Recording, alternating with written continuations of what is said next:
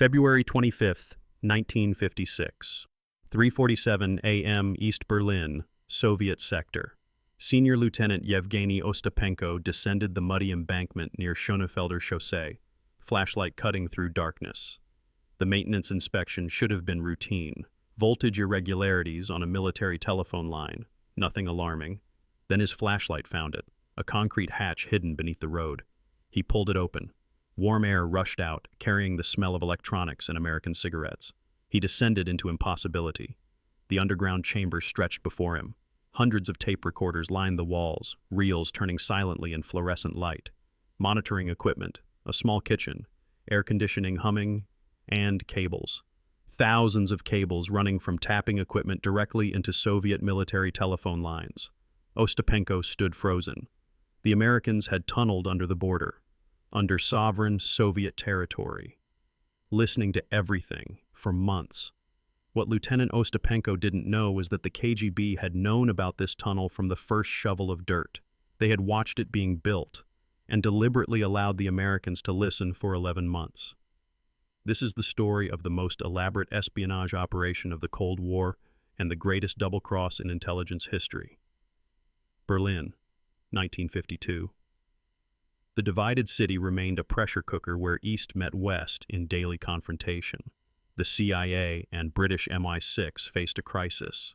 Soviet military communications were completely opaque, radio encrypted, couriers impossible to intercept, intelligence networks being systematically destroyed. But there was one vulnerability: telephone cables. The Soviet military used landline telephones extensively.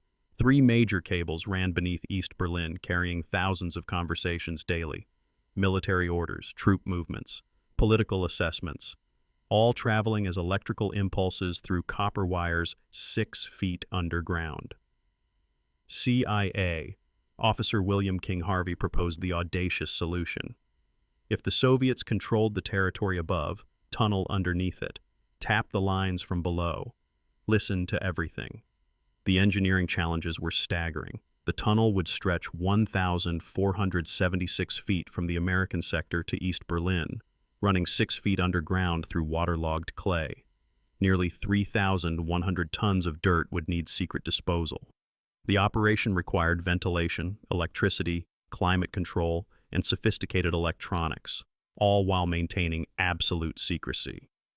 CIA Director Allen Dulles approved Operation Gold in January 1954. $6 million. Construction began that September. The CIA built a warehouse directly on the border, its basement hiding the tunnel entrance. To explain truck traffic removing dirt, they claimed to be installing a communications facility. British tunneling experts designed a circular steel-lined tube 6 feet in diameter. Electric carts removed material. The tunnel advanced 15 feet per day, crews working around the clock. The greatest challenge was silence. Workers wore soft shoes. Tools were rubber-coated. Machinery was sound-dampened. Any noise would trigger investigation from Soviet posts 200 yards away. By February 1955, the tunnel reached Soviet territory. Workers heard traffic overhead as they dug beneath enemy ground. Discovery meant international crisis. They continued. On February 28, 11 months after starting, they reached the cable conduit. Technicians drilled through concrete with diamond bits. A small camera confirmed their target. 3 massive cables, 432 wire pairs each, carrying Soviet communications. The tap required extraordinary sophistication. Cutting cables would be detected instantly. Instead, technicians wrapped inductive coils around each wire, transforming cables into antennas. The system monitored conversations without any physical break. By March 11, 1955, hundreds of tape recorders began capturing Soviet communications. The take exceeded projections. Over 1,200 hours daily. Military traffic, intelligence communications, personal calls, Soviet order of battle, names of officers, weapons specifications, political assessments. CIA and MI6 translators worked around the clock. The recordings revealed Soviet military doctrine, their fears about Western intentions, and critically, their assessment that NATO was not preparing for war. This intelligence helped prevent catastrophic miscalculation, but there was a problem nobody knew existed: George Blake. Blake was a British intelligence officer assigned to Berlin. He had attended every planning meeting. He knew the location, specifications, timeline. What British intelligence didn't know was that Blake had been recruited by the KGB in 1951.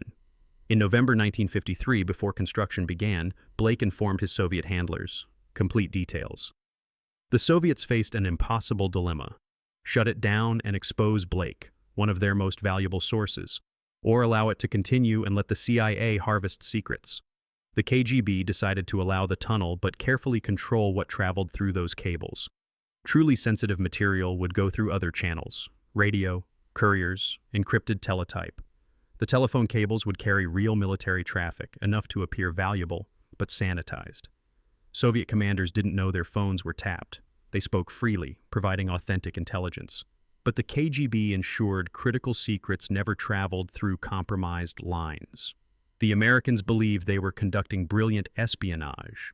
The Soviets believed they were conducting brilliant counter-espionage. Both were partially right. For 11 months, the operation continued. Over 368,000 conversations recorded, 50,000 reels of tape. Analysts produced 1,750 intelligence reports that influenced Western strategy throughout 1955. Then nature intervened. On April 21, 1956, heavy rains saturated the ground. Water seeped into the conduit, creating electrical shorts. East German technicians investigated. They found the tunnel. The discovery became international sensation. The Soviets invited journalists to tour the facility, presenting it as American treachery. Photos appeared in newspapers worldwide. Soviet officials expressed outrage. Americans maintained embarrassed silence. What the public didn't learn was that the KGB had orchestrated everything. They waited for natural conditions that would explain discovery without suggesting a tip-off. The spring rains provided perfect cover. Ostapenko's inspection was carefully staged. The propaganda value was enormous. But privately, KGB leadership was relieved. The tunnel was closed. Blake's cover remained intact. They had fed controlled information while protecting their source. The CIA initially considered Operation Gold catastrophic failure. The exposure was humiliating. But analysts realized something crucial. The intelligence value had been real, the conversations authentic, the information accurate. The operation had succeeded, even if its ending was embarrassing. What nobody suspected was Blake's betrayal. He continued working until 1961, when a Polish defector exposed him.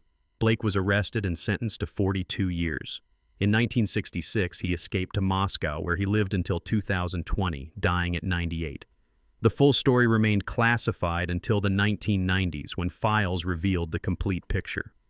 The Americans had built a magnificent tunnel and collected valuable intelligence. The Soviets had known from the beginning Blake had betrayed everyone. The irony was perfect. American intelligence considered it a success that ended unfortunately. Soviet intelligence considered it a counterintelligence triumph. Both claimed victory. Both were right and wrong. The technical achievement was remarkable.